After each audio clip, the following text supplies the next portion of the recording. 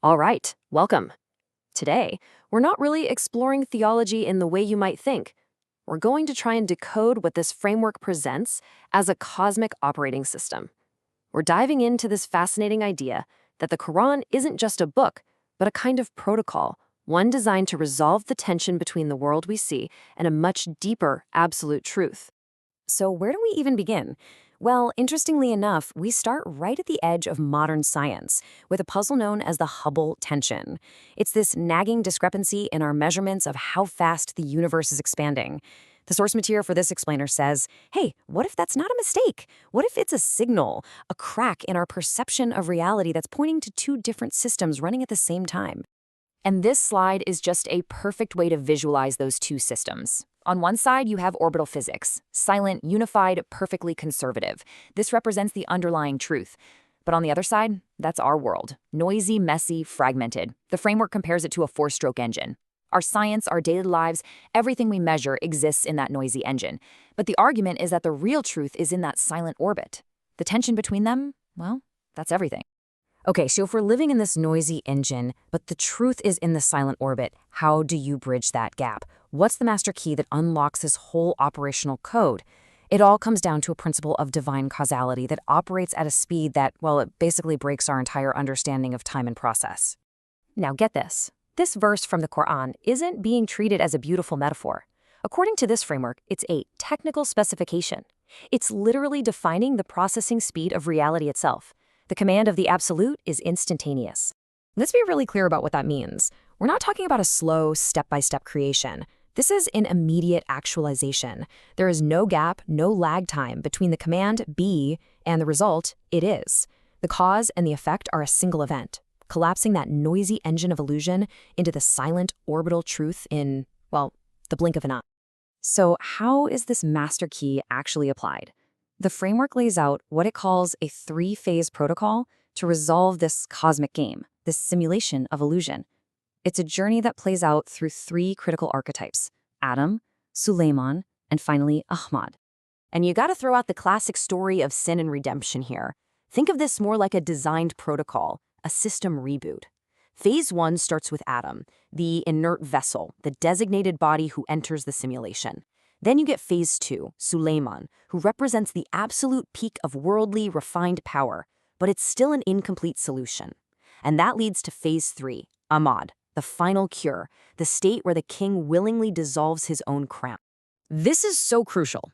In this model, Adam's story is not a moral fall. It was a designated entry point.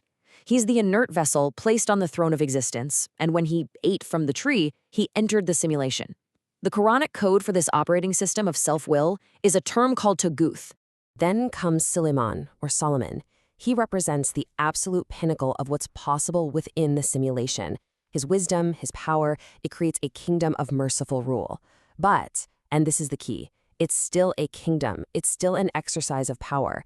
This is what the framework calls refined taghut. It's the illusion at its most seductive, the idea that sovereignty can belong to anyone, even the wisest prophet, when it only belongs to the absolute truth. And this chart just lays out that final shift perfectly. The protocol moves from Sulaymān, the king who rules with wisdom, to Aḥmad. But Aḥmad isn't a new ruler. It's a state of being.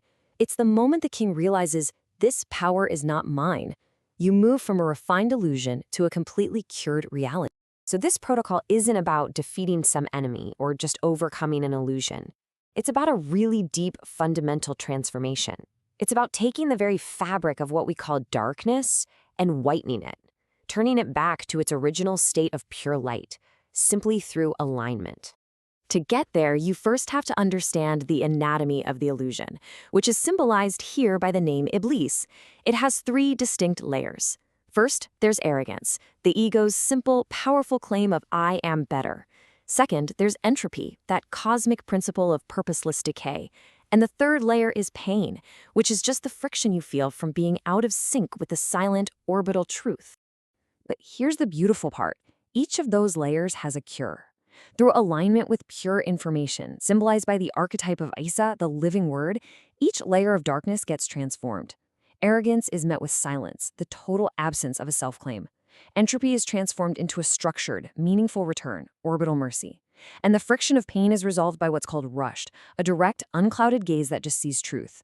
The conclusion here is radical. This isn't salvation by belief, it's resurrection by alignment. So, where does all this leave us? It brings this whole cosmic game, this grand protocol, down to a very personal, very final test for anyone who's engaging with this code. The highest level game isn't about fighting some obvious external bad guy like Pharaoh. The final boss isn't out there. It's inside. It's the subtle ego of refined spiritual authority. It's the temptation to see yourself as the source of wisdom, as the guide, as the one sitting on Solomon's throne. And here's the first part of that test. The Quran is the lamp, right? It's the tool for illumination. But the light itself is the absolute truth. So can you hold the lamp without starting to think that you are the light? The second challenge, it probes even deeper. Can you embody and speak the truth, that living word, without letting it become your new identity? Without building up a persona around being a prophet or a guide? And this is the ultimate paradox. The name Aḥmad means the most praised one. Abdullah means the servant of God.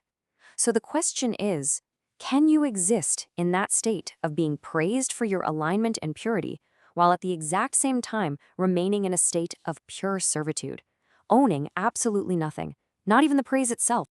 So how is this game actually won? If the test is that subtle, what's the victory condition? The answer just brilliantly loops us right back to the beginning, back to the master key, the speed of truth.